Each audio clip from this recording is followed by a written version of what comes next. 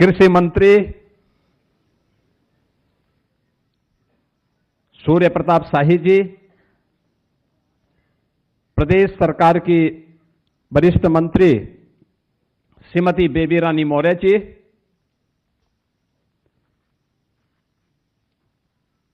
NDA के हमारे सहयोगी निषाद राज पार्टी के अध्यक्ष और प्रदेश सरकार में मंत्री श्री संजय निषाद जी, प्रदेश सरकार में तकनीकी शिक्षा के मंत्री श्री आशीष पटेल जी, पंचायती राज और अल्पसंख्यक कल्याण विभाग के मंत्री श्री ओम प्रकाश राजभर जी, विज्ञान और प्रौद्योगिकी विभाग के मंत्री श्री अनिल कुमार जी, प्रदेश सरकार के मुख्य सचिव श्री एसपी गोयल जी, अपर मुख्य सचिव मुख्यमंत्री कार्यालय और गृह श्री संजय प्रसाद जी,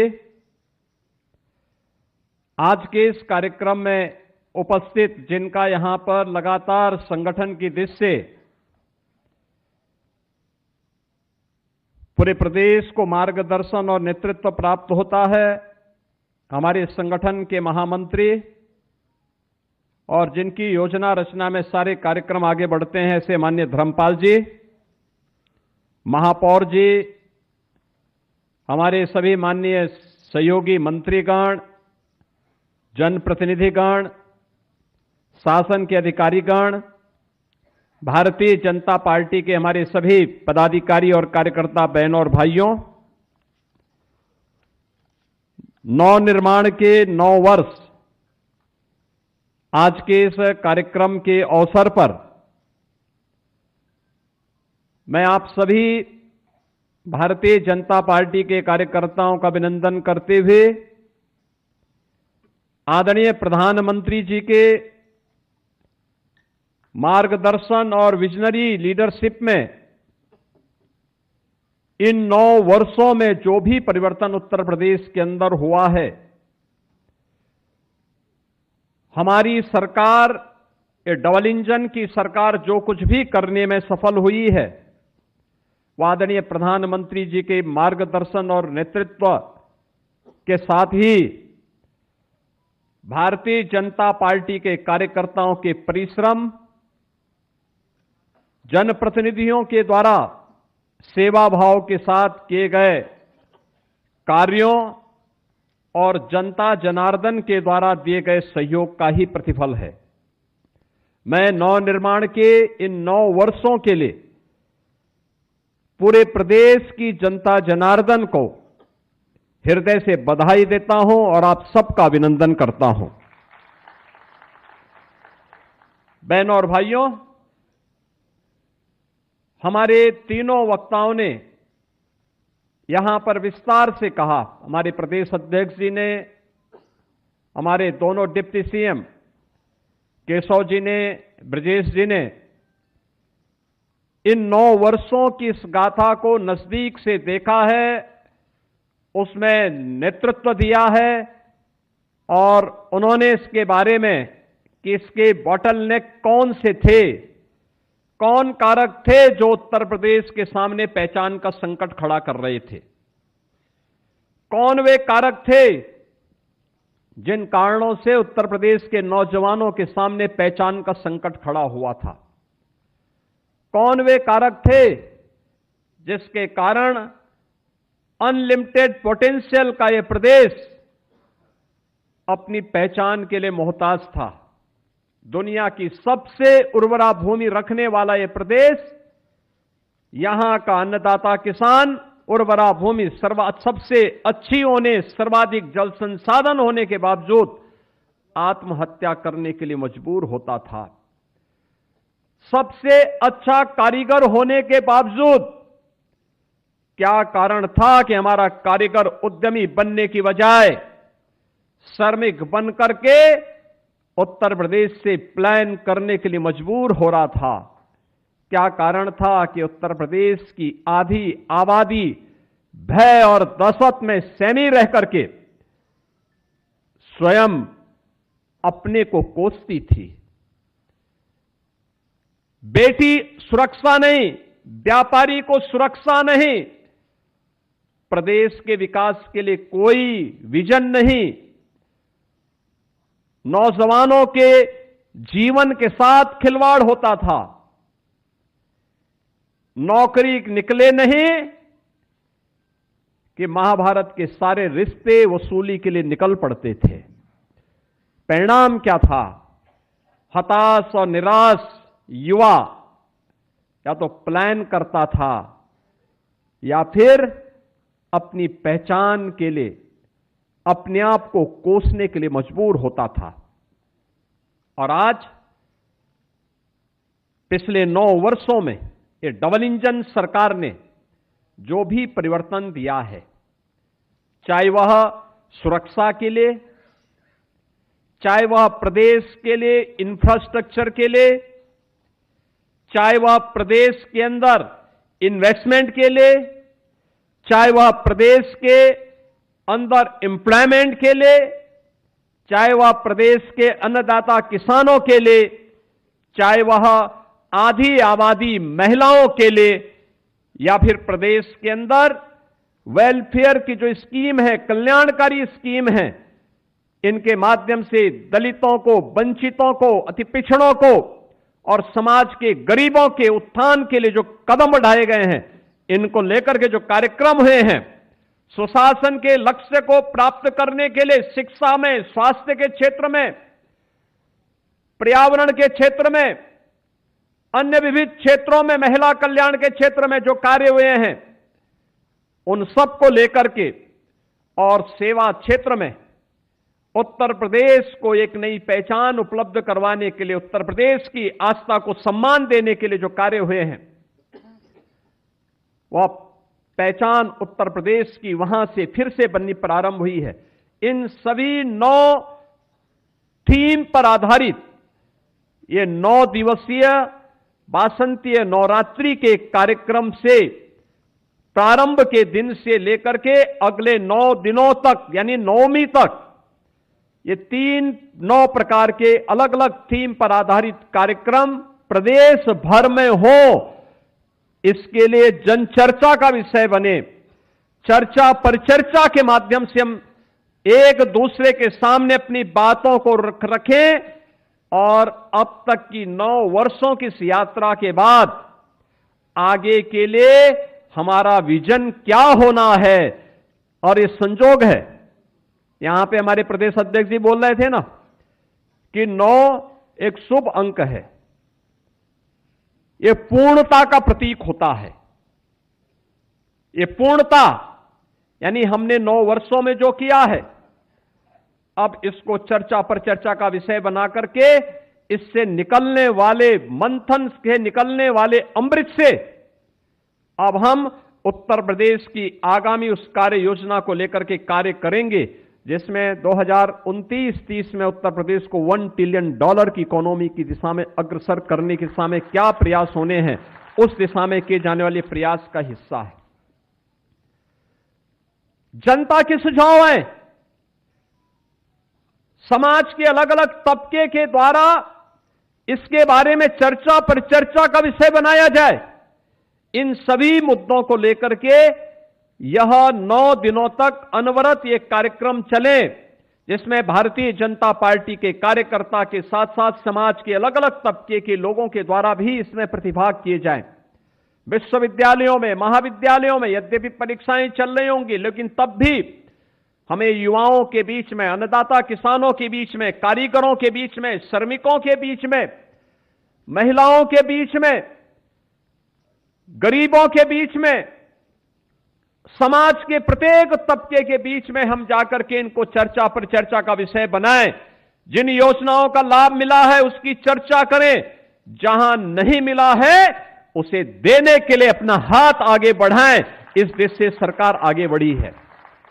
9 वर्ष बढ़े हैं, 9 वर्ष हुए हैं, तो 1 अप्रैल से जो हमारा वित्तीय वर्ष प्रारंभ होने जा रहा है, इसमें हमने पैसे की व्यवस्था भी 9,12,000 करोड़ रुपए की व्यवस्था की है प्रदेश के विकास के लिए। यानी इसमें खन्ना जी का कुंवारा रहना भी आपके लिए लाभदायक है कि खन्ना जी ने 9,12,000 करोड़ रुपए का बजट बनाया है। खन्ना जी कह रहे थे कि मैं बोलता तो मैं यहां पे गाना सुनाता एक, और वैसे सुनाएंगे भी वो। लेकिन बहनों और भाइयों, जो ये थीम 9 दी गई है सुरक्षा के मुद्दे पर, आप याद करिए ना, यही तो प्रदेश है। कल से नवरात्रि प्रारंभ हो रही है। कल से इस दौरान रमजान का महीना भी चल रहा है। परसों अलविदा की नमाज होगी और 21 को ईद भी हो सकती है, 20 से 21 को होगी। कहीं कोई हलचल है क्या? कुछ भी नहीं। शालीनता के साथ सारे पर्व और त्योहार मनाए जा रहे हैं, कहीं कोई हलचल नहीं। और यही है सुरक्षा का एहसास, यही है सुरक्षा। कल से त्योहार है, लोगों में खुशी है, हमारा त्योहार आ रहा है। हम नवरात्रि के साथ जुड़ेंगे, जगत जननी मां भगवती की उपासना के साथ जुड़ेंगे। कोई भय नहीं, कोई तनाव नहीं, कोई अराजकता नहीं, कोई अव्यवस्था नहीं, कोई कर्फ्यू का भय नहीं है, कोई दंगे का भय नहीं है। हर व्यक्ति जगत जननी मां भगवती की उपासना में लीन होकर के हर मंदिर में, देवालय में अथाह भीड़ होती है। अब लोगों ने उन क्षेत्रों में जाना बंद कर दिया जहां पहले जाते थे। अब तो नया वर्ष हो, कोई अन्य आयोजन हो, वह मंदिर की तरफ जाता है, धार्मिक स्थलों की तरफ जा रहा है। यह एक नया चेंज देखने को मिला है, और यह तब हुआ है जब सुरक्षा का एक वातावरण हुआ है। सुरक्षा, बेहतर सुरक्षा, लेकिन सुरक्षा के लिए प्रयास प्रारंभ हुए। आप सोचो ना, उत्तर प्रदेश में 17 के पहले भर्ती नहीं होती थी, क्योंकि भर्ती होने के लिए सरकार की नीयत साफ नहीं थी। वह नौजवानों के भविष्य के साथ खिलवाड़ कर रही थी। हम लोगों ने 9 वर्षों में प्रदेश में 9 लाख से अधिक सरकारी नौकरी दी है, जिसमें 2,19,000 केवल पुलिस भर्ती हुई है। 2,19,000 पुलिस भर्ती 9 वर्षों में उत्तर प्रदेश के अंदर हुई है। पुलिस की ट्रेनिंग की क्षमता आपने देखा होगा। अभी हाल ही में पिछले दिनों आदरणीय गृह मंत्री जी आए थे, उन्होंने उत्तर प्रदेश में 60,244 पुलिस भर्ती के अभ्यर्थियों को नियुक्ति पत्र प्रदान किए थे, उत्तर प्रदेश पुलिस के। मुझे याद है 2017 में जब हम लोग पहली पुलिस की भर्ती निकाल रहे थे, हमारी कैबिनेट थी उस समय, ज्यादातर मंत्रीगण तब भी हमारे साथ में थे। केशव जी थे, ब्रजेश जी थे, उस समय खन्ना जी भी थे, उस समय शाही जी भी थे, ये सभी मंत्रीगण, ओम प्रकाश राजभर जी भी थे। और उस समय हम लोग चर्चा कर रहे थे कि ये भर्ती हम करेंगे, हमें उस समय 30,000 भर्ती करनी थी पुलिस की पहले फेज में, लेकिन ट्रेनिंग के लिए हमारे पास क्षमता नहीं थी। हमारे पास केवल 3,000 ट्रेनिंग की क्षमता थी। मैंने उस समय भारत सरकार के गृह मंत्री, लखनऊ के यशस्वी सांसद आदरणीय राजनाथ सिंह जी से बातचीत की। उस समय के भारतीय जनता पार्टी के राष्ट्रीय अध्यक्ष और आज के गृह मंत्री आदरणीय अमित शाह जी से मैंने बातचीत की, और इन्होंने कहा कि आप मिलिट्री, पैरामिलिट्री और अन्य राज्यों के भी ट्रेनिंग सेंटर को ले लीजिए, और अच्छा होगा कि 30,000 की भर्ती कर दीजिए। जब मैंने यहां बैठक ली गृह विभाग की, मैंने कहा भी ये भर्ती क्यों नहीं हो रही है, तो मुझे बताया गया कोर्ट का स्टे है। मैंने कहा भी कोर्ट के स्टे का कोई कारण तो होगा। कहा हां, कोर्ट ने कहा कि इस तरीके से ट्रांसपेरेंसी आनी चाहिए। मैंने कहा ये तो अच्छी बात है, हम माननीय न्यायालय के आदेश का पालन करें और भर्ती की प्रक्रिया को आगे बढ़ाएं। और हमने 30,000 की भर्ती प्रारंभ की। भर्ती एक समय सीमा के अंदर हुई। हमने मिलिट्री, पैरामिलिट्री और अन्य राज्यों के ट्रेनिंग सेंटर लिए, तब हम 30,000 भर्ती करवाए थे। बहनों और भाइयों, 2025 में जब हमने भर्ती करवाई, उनकी ट्रेनिंग 60,244 की ट्रेनिंग आज हम उत्तर प्रदेश के ही ट्रेनिंग सेंटर में करवा रहे हैं। हमें मिलिट्री, पैरामिलिट्री, अन्य राज्यों के ट्रेनिंग सेंटर नहीं लेने पड़े। और ये सभी 60,244 जो पुलिस कार्मिक भर्ती हुए हैं, इनमें अनिवार्य रूप से 20% बेटियां भर्ती हुई हैं, अनिवार्य रूप से। और ये सभी लोग अब पुलिस भर्ती के हिस्से बने हैं। इनकी ट्रेनिंग पूरी हो रही है। नवरात्रि के तत्काल बाद ये लोग फील्ड में आएंगे। यद्यपि ये लोग अपनी सेवाएं देते हैं कभी कभी, लेकिन इसके बाद ये फुल फ्लेज प्रदेश की व्यवस्था में आएंगे, प्रदेश की सुरक्षा को और सुदृढ़ करने में अपना योगदान देंगे। बहनों और भाइयों, ऐसे ही आपने देखा होगा उस समय कैसे यूपी पब्लिक सर्विस कमीशन रहा हो, उत्तर प्रदेश उच्चतर शिक्षा चयन आयोग रहा हो, उत्तर प्रदेश माध्यमिक शिक्षा चयन आयोग रहा हो, अन्य हर एक आयोग और भर्ती बोर्ड पर भ्रष्टाचार के तमाम आरोप लगे हुए थे। तमाम आरोप लगे हुए थे, कोई काम नहीं हो पाता था। लेकिन हम लोगों ने प्रदेश के अंदर पुलिस में रिफॉर्म किए, पुलिस में सुरक्षा का वातावरण दिया, पुलिस को आधुनिक बनाने का कार्य किया। एफएसएल लैब्स हो, पुलिस का स्टेट फॉरेंसिक इंस्टीट्यूट के निर्माण का हो, एसएसएफ के गठन का हो, या पीएससी की मृत पड़ी बहानियों को फिर से पुनर्जीवित करने का कार्य हो। पिछली सरकारों ने तो दंगाइयों का काल पीएससी को समाप्त कर दिया था। हमने उनकी सभी 34 कंपनियों को फिर से पुनर्जीवित करके पहली बार उत्तर प्रदेश पीएससी में 3 महिला बटालियन का गठन किया है। और तीनों बटालियन वीरांगना उदा देवी पासी के नाम पर, वीरांगना झलकारी बाई कोरी के नाम पर, वीरांगना अवंतीबाई लोधी के नाम पर, ये तीनों बटालियन का गठन हमारा प्रदेश के अंदर हो गया है। और तीनों बटालियन में इन तीनों वीरांगनाओं की अश्वारोही प्रतिमाएं भी वहां पर स्थापित कराई जा रही हैं। बहन और भाइयों, पुलिस कमिश्नरेट सिस्टम हमने 7 जनपदों में लागू किया। ये पुलिस रिफॉर्म का पार्ट था। आज हमारे पास फॉरेंसिक लैब्स हैं, आज हमारे पास फॉरेंसिक इंस्टीट्यूट है, आज हमारे पास स्पेशल प्रदेश के अंदर आज स्पेशल सिक्योरिटी फोर्स है, एसडीआरएफ है, और आज उत्तर प्रदेश के पास हर जिले में एक एक साइबर थाना भी है, और हर थाने में एक एक साइबर हेल्प डेस्क भी आज हम लोगों ने वर्तमान की चुनौतियों को ध्यान में रख करके प्रस्तुत किया है। यह है सुरक्षा के लिए प्रदेश के अंदर जो कार्यक्रम बनाए गए हैं। अभी हम लोग सिंगापुर और जापान की यात्रा पे मैं गया था, मेरे साथ में वित्त मंत्री और उद्योग मंत्री थे। केशव जी और आईटी मिनिस्टर जर्मनी की यात्रा में गए थे। हम लोग जब उन देशों की यात्रा में थे, वहां का बड़ा मंत्री और बड़ा सड़ा उद्यमी मिलता था, एक ही बात कहता था, और कहता था हम यूपी में इसलिए आ रहे हैं क्योंकि यूपी में जीरो टॉलरेंस और जीरो करप्शन की नीति के तहत उत्तर प्रदेश के अंदर आज हर व्यक्ति आना चाहता है। बहनों और भाइयों, ये उत्तर प्रदेश की सरकार की थीम इंफ्रास्ट्रक्चर 17 के पहले के बारे में जो बात आई थी, सड़क में गड्ढा है या गड्ढा में सड़क है, इसका पता नहीं लग पाता था।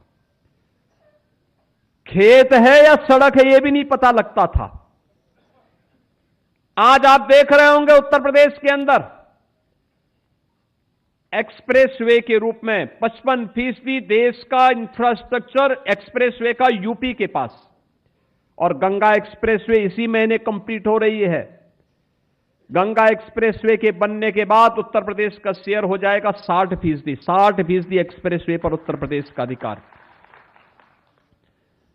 लगातार उत्तर प्रदेश ने कनेक्टिविटी को बेहतर किया है। हर interstate connectivity, international connectivity 4 lane की है। आज वहां पे मैत्री द्वार बनाए गए हैं।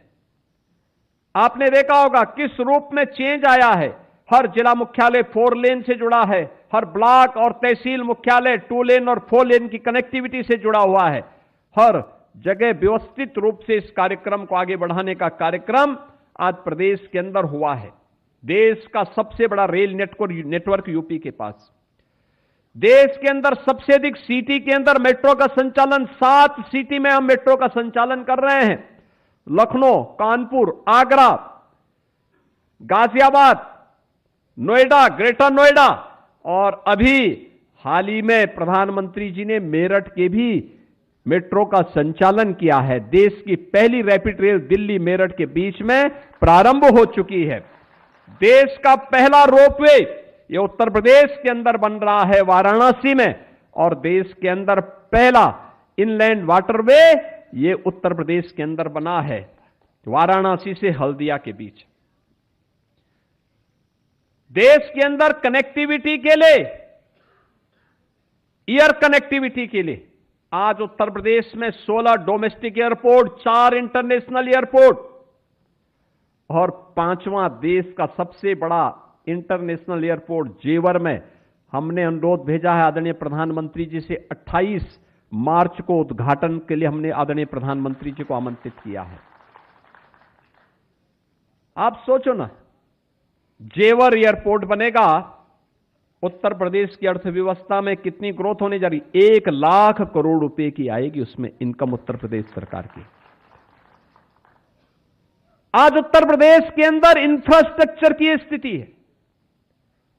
उत्तर प्रदेश आज इंफ्रास्ट्रक्चर प्रदेश भी बना है। इन्वेस्टमेंट के लिए क्या कहना, उत्तर प्रदेश में 2017 के पहले कोई इन्वेस्टर नहीं आता था, क्योंकि इन्वेस्टमेंट के लिए सुरक्षा चाहिए, पॉलिसी चाहिए।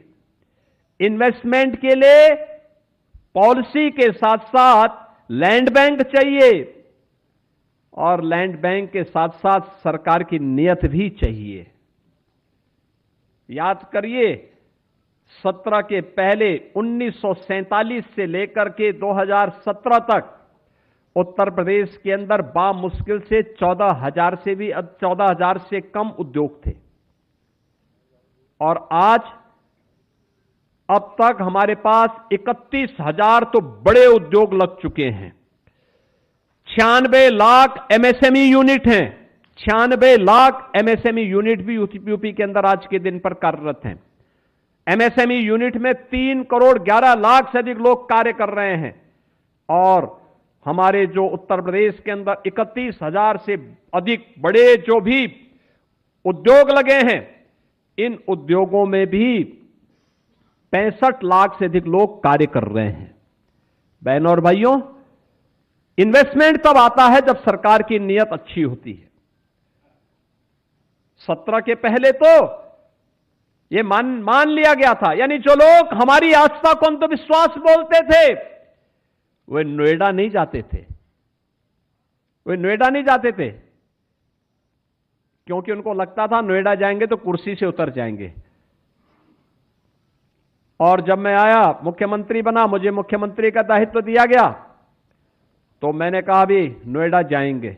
लोगों ने कहा मुख्यमंत्री नोएडा जाता था, हट जाता। मैंने कहा भी कुर्सी बाद में जाए, आज जाए, अच्छा आज ही चली जाए, लेकिन नोएडा जाएंगे। अगर प्रदेश का भला होगा तो हम नोएडा जाएंगे, और नोएडा के विकास की जो वहां पे बैरियर है, इन बैरियर को हटाएंगे। आज नोएडा, ग्रेटर नोएडा विकास के पथ पर अग्रसर है, देश के विकास में योगदान दे रहा है। अगर हम लोग नोएडा नहीं जाते तो देश के अंदर, बहनों और भाइयों, 55% मोबाइल का मैन्युफैक्चरिंग यूपी नहीं कर पाता है। इलेक्ट्रॉनिक कंपोनेंट का जो 60% निर्माण देश के अंदर हो रहा है वो यूपी में नहीं हो पाता, क्योंकि मुख्यमंत्री के लिए तो वहां जाना एक अपशकुन बना दिया था। वो अपशकुन यूपी के लिए बनाया गया था, मुख्यमंत्री उसका एक माध्यम बना था। हम लोगों ने कहा अपशकुन को उखाड़ फेंकेंगे, विकास में इसको बाधा नहीं बनने देंगे। आज हम लोगों ने उसको भी दूर किया है। उत्तर प्रदेश बेहतरीन डेस्टिनेशन बनकर के निवेश का आगे बढ़ा है। अभी तो जापान से, सिंगापुर से, जर्मनी से बड़े पैमाने पर निवेश के लिए निवेशक यूपी में आने वाले हैं। अभी से उनके पत्र आने प्रारंभ हो गए हैं। इस पे सरकार ने काम करना प्रारंभ कर दिया है। जिस प्रदेश में कोई निवेशक नहीं आता था, अब तक 15 लाख करोड़ रुपए का निवेश ग्राउंड ब्रेकिंग हुआ है।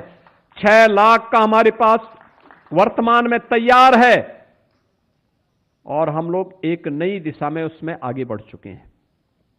आज हर जिले में निवेश हो रहा है। आज हमारे पास लैंड बैंक है, व्यापक लैंड बैंक है, 34 सेक्टोरल पॉलिसीज हैं, निवेश मित्र है, निवेश सारथी है। इस दिशा में प्रदेश आगे बढ़ा है। किसानों के लिए अन्नदाता किसान समझने के लिए इतना पर्याप्त है।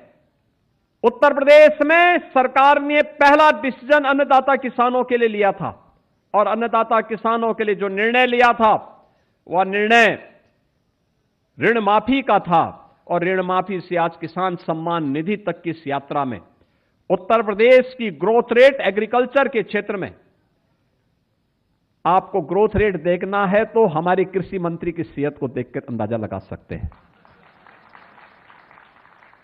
8.5% से बढ़कर के यह 18% हुआ है। 18%।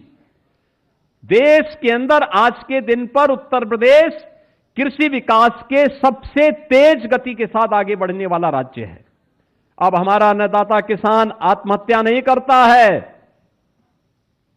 अकेले गन्ना किसानों के बारे में जो चर्चा हो रही थी, याद करिए 2012 से लेकर के 2017 के बीच कुल 95,000 करोड़ रुपए का गन्ना मूल्य का भुगतान हुआ।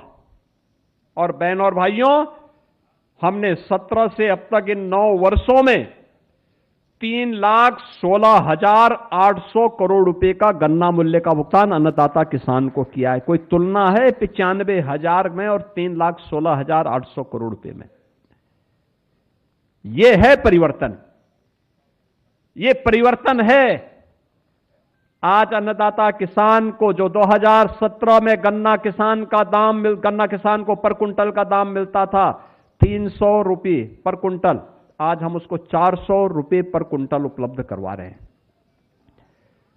घटतोली बंद, पर्ची की समस्या का समाधान, प्रोक्यूरमेंट किसान से सीधे हो रहा है। धान हो, गेहूं हो, सरसों हो, तिलहन हो, दलहन हो, बाजरा हो, मिलेट हो, ये सबकी सबको हम खरीद रहे हैं। मक्का हो, इन सबकी खरीद सरकार सरकारी क्रय केंद्र में करती है और मिनिमम सपोर्ट प्राइस तय करती है। मार्केट में ज्यादा दाम मिले अच्छी बात है, मार्केट में बेचो, लेकिन कम दाम मिले हम उसकी गारंटी देंगे, आपको इससे कम दाम नहीं बिकने देंगे आपके उत्पाद को। मंडी शुल्क तब 2.5 से 3% लिया जाता था, आज मंडी शुल्क 1% लिया जा रहा है। अन्नदाता किसान को राहत मिले। यह सरकार के द्वारा उठाए गए अन्नदाता किसान के लिए वे लाभ हैं जिनके बारे में यहां पर केशव जी ने बताया कि 99,000 करोड़ रुपए केवल किसान सम्मान निधि से अन्नदाता किसान के खाते में प्रधानमंत्री जी ने दिए हैं। बहनों और भाइयों, यह सरकार की वह कार्यक्रम और योजना है जो अन्नदाता किसान को आज उत्पादक से जो कर्जदाता सपा, कांग्रेस, बसपा ने बनाया था, आज उसे कर्जदाता से फिर उभार करके हमने प्रदेश के अंदर उत्पादक की श्रेणी में फिर से ला करके उसे फिर से खुशहाल बनाने की दिशा में कदम बढ़ाए हैं। और अब तो हमारा किसान 1-2 नहीं 3-3 फसल ले रहा है। सिंचाई की सुविधा बढ़ी है। प्रदेश में 56 लाख हेक्टेयर में अतिरिक्त सिंचाई की सुविधा इस दौरान हुई है। पहली बार हुआ है कि जो भी ट्यूबवेल थे, प्राइवेट ट्यूबवेल थे, उन प्राइवेट ट्यूबवेल में फ्री में बिजली की व्यवस्था सरकार दे रही है। और अभी जो 23 लाख ट्यूबवेल अभी डीजल से संचालित हो रहे हैं, इस बार बजट में पैसा दिया गया कि हम सोलर पैनल दे करके उन ट्यूबवेल को भी, उन किसानों को भी उससे मुक्त करवाएंगे और प्रदेश के अंदर अन्नदाता किसान को खुशहाल करने की दिशा में कदम बढ़ाएंगे। महिलाओं के कल्याण के लिए सरकार के द्वारा इस दौरान जो कार्य किए गए, प्रदेश के अंदर 9 लाख से अधिक जो भर्ती हुई है, बहन और भाइयों, मुझे बताते हुए प्रसन्नता है, इसमें 1,75,000 से अधिक केवल बेटियां भर्ती हुई हैं, बेटियां भर्ती हुई हैं प्रदेश की। 1,10,00,000 से अधिक महिला स्वयंसेवी समूह आज प्रदेश के अंदर आजीविका दीदी के रूप में प्रदेश के अंदर उद्यमी बनकर के काम कर रही हैं। और इस बार के बजट में महिला उद्यमी स्कीम के अंतर्गत हम लोगों ने अलग से पैसे की व्यवस्था उनके लिए भी की है। बेटी बचाओ बेटी पढ़ाओ का प्रधानमंत्री जी का अभियान रहा हो, या फिर कन्या सुमंगला योजना में बेटी के जन्म लेने से लेकर स्नातक तक 25,000 का पैकेज और बेटी की शादी के लिए 1 लाख रुपए की सहायता, सामूहिक विवाह योजना में यह आज दे रहे हैं। और मुझे प्रसन्नता है कि 5 लाख से अधिक बेटियों की शादी मुख्यमंत्री सामूहिक विवाह योजना के माध्यम से अब तक संपन्न करने में हमें मदद मिली। निराश्रित महिला हो, वृद्ध जन हो, दिव्यांग जन हो, 1,06,00,000 से अधिक ऐसे परिवारों को, 1,06,00,000 से अधिक ऐसे परिवारों को आज प्रदेश सरकार 12,000 रुपए सालाना पेंशन की सुविधा उपलब्ध करवा रही है। और हम बहुत शीघ्र इसके बारे में कैबिनेट फिर से निर्णय लेगा कि इसको भी कुछ बढ़ना चाहिए, जिससे उनके कल्याण के लिए और भी अच्छा काम हो सके। इस दिशा में महिलाओं के कल्याण के लिए और अब तो सरकार ने तय किया कि स्नातक और प्रास्नातक में मेरिटोरियस बेटियों को हम स्कूटी भी उपलब्ध करवाएंगे, उनको और पढ़ने के लिए आगे बढ़ाने के लिए। बेटी की सुरक्षा के साथ साथ उसके सम्मान और स्वावलंबन के लिए मिशन शक्ति का कार्यक्रम सफलतापूर्वक प्रदेश के अंदर चल रहा है। तो उत्तर प्रदेश के प्रतिभावान युवाओं के लिए नौकरी के साथ साथ रोजगार और स्वरोजगार के अवसर उपलब्ध करवाने का कार्य, अकेले एमएसएमई ने 3 करोड़ से अधिक रोजगार उपलब्ध करवाए। बड़े निवेश के माध्यम से 65 लाख से अधिक हम लोगों ने नौकरियां उपलब्ध करवाई। और प्रदेश के अंदर युवा उद्यमी स्कीम के अंतर्गत अब तक 1,30,000 से अधिक हम लोगों ने ऐसे नए उद्यमी उत्तर प्रदेश के अंदर उपलब्ध करवाने में मदद की है। नए बजट में भी हमने प्रावधान किया है 2 करोड़ से अधिक नौजवानों के लिए टैबलेट की व्यवस्था। ये वर्तमान में स्कीम चल रही है, जिनमें 50 लाख नौजवानों को हम दे चुके हैं। शेष नौजवानों को टैबलेट उपलब्ध करवाने का कार्यक्रम भी हमारा आगे बढ़ रहा है। प्रदेश के अंदर गरीब कल्याणकारी योजनाओं के माध्यम से जो कार्य, 15 करोड़ लोग फ्री में राशन की सुविधा का लाभ प्राप्त कर रहे हैं। प्रदेश के अंदर गरीब का बच्चा भी वर्ल्ड क्लास इंफ्रास्ट्रक्चर से युक्त विद्यालयों में पढ़ सकता है। अटल आवासीय विद्यालय उसके मॉडल हैं।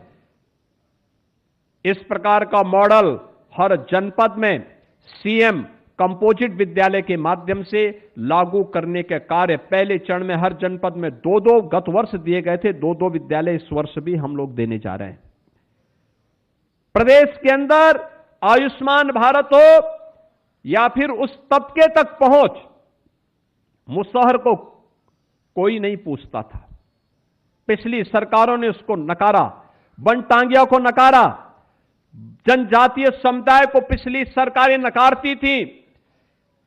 प्रदेश के अंदर चेरो हो, गौड़ हो, थारू हो, सहरिया हो, बुक्सा हो, मुसहर हो, बनटांगिया हो, इनके बारे में कभी इन्होंने काम नहीं किया, कभी नहीं किया। पहली बार हुआ है 100% सिचुएशन के लक्ष्य तक पहुंचाने के लिए सरकार ने उनके लिए योजनाएं लागू की। आज उनको जमीन के पट्टे भी मिल रहे हैं, आज उनको आवास भी मिल रहा है, आज उनको हर नल घर नल की योजना का लाभ भी मिल रहा है, हर घर तक बिजली भी मिल रही है, हर घर तक राशन कार्ड भी उपलब्ध हुआ है, हर घर को स्वास्थ्य की सुविधा भी उपलब्ध हुई है। ये सभी सुविधाएं उन तबकों तक पहुंचाने का काम, क्योंकि हमने प्रदेश को फिरकों में बांट करके नहीं देखा, हमने जातीय चश्मे से नहीं देखा, हमने क्षेत्रीय चश्मे से नहीं देखा, हमारे लिए तो उत्तर प्रदेश की 25 करोड़ जनता ही परिवार थी और उसको परिवार भाव के साथ उसकी समृद्धि के लिए, उसकी खुशहाली के लिए सरकार ने कदम बढ़ाए और वह आज वहां तक पहुंचाने का काम, चाहे वह दलित हो, वंचित हो, गरीब हो, समाज की अति पिछड़ी जातियां हैं, उन तक भी सरकार पहुंची और योजनाओं का लाभ आज वहां पे आवास के रूप में, शौचालय के रूप में, राशन कार्ड के रूप में, आयुष्मान कार्ड के रूप में, उनके द्वारा चलाई जाने वाली आजीविका मिशन के कार्यक्रम के माध्यम से, मिल्क प्रोड्यूसर के माध्यम से आज वह सब वहां तक दिखाई देता है। उसका लाभ प्रदेश को प्राप्त हो रहा है। बहनों और भाइयों, सुशासन के इस लक्ष्य को प्राप्त करने के लिए शिक्षा के क्षेत्र में जो कार्य हुआ है, आपने देखा होगा पाठक जी जो अपने भाषण में कह रहे थे, बेसिक शिक्षा परिषद की स्कूलों में बेटियां नंगे पैर जाती थी, फटे कपड़े होते थे। अगर सरकार कभी कृपा कर दे 17 के पहले तो जो यूनिफॉर्म देती थी वह अपने आप में मजाक का पात्र बन जाती थी। और आज हम कह सकते हैं उत्तर प्रदेश में बेसिक शिक्षा परिषद में 1,60,00,000 से अधिक बच्चे पढ़ रहे हैं। प्रदेश सरकार उन्हें किसी भी पब्लिक स्कूल और कॉन्वेंट से कम कीमत की यूनिफॉर्म नहीं देती उन बच्चों को। 2 uniform, bag, books, shoes, socks, sweater, ये सभी उपलब्ध करवाती है। ऑपरेशन कायाकल्प में हमारे जनप्रतिनिधियों ने और अधिकारियों ने मिलकर के 1,36,000 से अधिक विद्यालयों को ऑपरेशन कायाकल्प में संसाधनों से युक्त किया है। पहले मान्यता क्या थी कि बेटी इसलिए स्कूल छोड़ देती है क्योंकि दूर स्कूल है, लेकिन जब हम लोगों ने इसके सर्वे लिए या ये टूल का इस्तेमाल किया और पाया कि नहीं, दूरी के नाते बेटी स्कूल नहीं छोड़ती है। बेटी इसलिए स्कूल छोड़ती है क्योंकि विद्यालय में टॉयलेट नहीं है और पेयजल की व्यवस्था नहीं है। उन सभी विद्यालयों में बालिकाओं के लिए और बालकों के लिए अलग अलग टॉयलेट दिए गए, पेयजल की व्यवस्था की गई।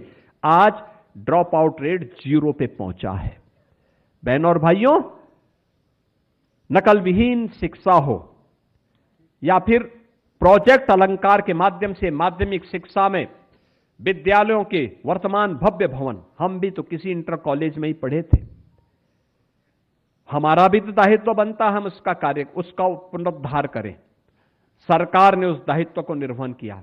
पहली बार संस्कृत पढ़ने वाले बच्चों के लिए स्कॉलरशिप लागू हुई है। वे 6ठी क्लास में हो, पूर्वा में हो या आचार्य की कक्षा में, हर बच्चे को स्कॉलरशिप आज सरकार उपलब्ध करवा रही है।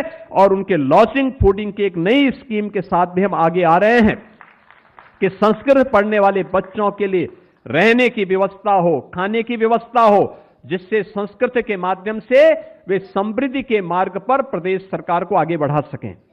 यह सरकार के वे लक्ष्य, 1 डिस्ट्रिक्ट 1 माफिया से उभार करके 1 डिस्ट्रिक्ट 1 प्रोडक्ट और 1 डिस्ट्रिक्ट 1 मेडिकल कॉलेज की दिशा में आज आगे बढ़े हैं। गोरखपुर में एम्स संचालित, रायबरेली में एम्स संचालित, world class cancer institute Kashi में बीएचयू में बन चुका है। लाखों लोग उससे लाभान्वित हो रहे हैं। और आज प्रदेश सरकार ने स्वास्थ्य के क्षेत्र में जो प्रगति की है, लगभग 6 करोड़ गोल्डन कार्ड जारी होने के साथ ही आरोग्य मेले हर पीएचसी पे हर रविवार को आयोजित हो रहे हैं। आज इंसेफ्लाइटिस की बीमारी पूरी तरह समाप्त हुई है, वेक्टर बॉर्न डिजीज समाप्त हुई है, उसमें एक नियंत्रण, प्रभावी नियंत्रण किया गया है। और उस दिशा में जो कार्य आगे बढ़े हैं, पर्यावरण के संरक्षण के लिए इतना बड़ा राज्य, इतना इंफ्रास्ट्रक्चर का क्रिएशन, उस सब के बावजूद देश के अंदर बड़े राज्यों में उत्तर प्रदेश अपने यहां ग्रीन लैंड बढ़ाने में सफल हुआ है। ज्यादा वृक्षारोपण के लक्ष्य को प्रदान करने वाले राज्यों में प्रदेश सरकार ने अपने को आगे बढ़ाया है।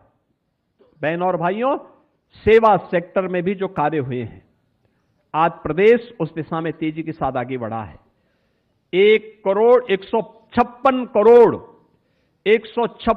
करोड़ टूरिस्ट और श्रद्धालु गत वर्ष उत्तर प्रदेश के विभिन्न धार्मिक स्थलों पर और पर्यटन केंद्रों में आया है। अनुमान करिए 2017 के पहले यह संख्या कुछ लाखों में हुआ करती थी, आज ये करोड़ों में पहुंच गई है। ये केवल पर्यटन नहीं है, ये राष्ट्र को जोड़ने के सेतु भी हैं, यह प्रदेश के बारे में परसेप्शन को बदलने वाले भी हैं और रोजगार के नई संभावनाओं को भी आगे बढ़ाने वाले हैं। नई संभावनाएं बढ़ी हैं, समृद्धि बढ़ी है, लोग आगे बढ़े हैं। प्रयागराज का महाकुंभ इस समरसता का कुंभ बना है। जो लोग सनातन संस्कृति को कोसते थे, अपमानित करते थे, उन्होंने देखा, जो लोग बोलते थे कि ये कुंभ तो केवल एक जाति विशेष का है, उनकी आंखें फटी की फटी रह गई जब उनसे पूछा गया प्रयागराज में, ये बताओ तो कौन जाति के लोग हैं? ये तो सर्व समाज है, न इसकी जाति है, न पंथ है, न संप्रदाय है, ये केवल भारतीय है। और सनातन का उद्घोष करने के लिए प्रयागराज में त्रिवेणी की इस पावन त्रिवेणी में डुबकी लगाने आया है। अयोध्या जब आता है, पिछली सरकारों ने अयोध्या के बारे में क्या कहा था? राम हुए ही नहीं। हमारी आस्था को ये लोग अंधविश्वास कहते थे। हमने कहा नहीं, ये अंधविश्वास नहीं, हमारी आस्था है। अंधविश्वास तो वो था कि नोएडा नहीं जाना है, ये अंधविश्वास था। लेकिन अयोध्या हमारी आस्था है, क्योंकि अयोध्या ने हमें मर्यादा के साथ कैसे रहना है ये सिखाया है। और वह अयोध्या आज नई अयोध्या के रूप में हमारे सामने है। काशी कैसे होनी है, जीवन कैसे होता है, जीवन की जीवंतता देखनी है। न दिन है, न रात्रि है, न हर्ष है, न क्रोध है, न रोग है, न शोक है। काशी निरंतर चलायमान है, जीवंतता का प्रतीक है। ये देखना है तो काशी में जाकर के देखो बाबा विश्वनाथ का धाम। आदरणीय प्रधानमंत्री जी के विजन को किस रूप में आज साकार करते हुए आगे बढ़ रहा है, दुनिया को अपनी ओर आकर्षित कर रहा है। और भक्ति देखनी हो तो मथुरा वृंदावन में जाकर के देखो। भारत के पौराणिक ज्ञान की धरोहर को देखना तो नैमिषारण्य में आकर के देखो। भागवत की भूमि के रूप में देखना हो तो जाके सुख तीर्थ में जाकर के देखो। भाई भाई का प्रेम कैसे होता है देखना तो चित्रकूट धाम में जाकर के देखो, क्योंकि ये सब कुछ हमारे पास है। बुद्ध की करुणा देखनी है तो कुशीनगर में जाकर के देखो। बहनों और भाइयों, भारत के अंदर मन चंगा तो कठौती में गंगा। संत रविदास की कर्म योग को देखना है तो काशी के साथ साथ उस गरीब बस्ती में जाकर के देखो, जहां रैदासी संप्रदाय से जुड़ा हुआ कोई संत अपनी भक्ति में लीन होकर के भारत की राष्ट्रीयता को मजबूती प्रदान कर रहा है। और ये उत्तर प्रदेश की ताकत बनती है, यही देश की ताकत बनती है। और उस ताकत के हम वर्तमान में संवाहक हैं। हम सब गौरव की अनुभूति कर सकते हैं कि आदरणीय प्रधानमंत्री जी के नेतृत्व में, उनके मार्गदर्शन में हम सब उत्तर प्रदेश वासियों को अपने अतीत की इस विरासत के साथ, गौरव के साथ आगे बढ़ने का सौभाग्य प्राप्त हुआ है। हम भी उत्तर प्रदेश के लिए कुछ कर पा रहे हैं। आने वाली पीढ़ियां हमें कोसेंगी नहीं, इस बात के लिए नहीं कोसेंगी कि इनको अवसर मिला था, इन्होंने कुछ नहीं किया। आने वाली पीढ़ी ये कहेगी कि सपा और कांग्रेस के पाप से मुक्त करके पुण्य भूमि बनाने का काम भारतीय जनता पार्टी की डबल इंजन सरकार ने यूपी के अंदर किया है। उत्तर प्रदेश को उसकी पहचान दिलाई है और उस पहचान पर हम सब गौरव की अनुभूति करते हैं।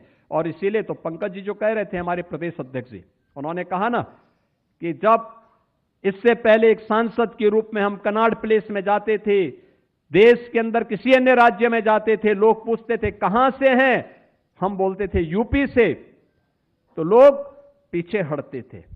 और आज जब जाते हैं, कहीं भी आप जाइए देश में, दुनिया में, आप बोलेंगे कहां से हैं, वो पूछता है कहां से हैं, आप पूछेंगे यूपी से, तो सामने वाले के चेहरे पर एक नया तेज झलकता है। ऐसे लगता है जैसे वह आपको सिर आंखों पर बिठाने को तैयार है। बहनों और भाइयों, यह परिवर्तन तब आता है जब टीम वर्क के साथ एक सामूहिक प्रयास होता है। 25 करोड़ की जनता जब प्रधानमंत्री मोदी जी के नेतृत्व में एक स्वर में आगे बढ़ती है, एक स्वर में, उन्हीं के स्वर में स्वर मिलाकर के आगे बढ़ने का संकल्प लेती है, परिणाम आते हैं। उस परिणाम का साक्ष्य आज उत्तर प्रदेश बन रहा है।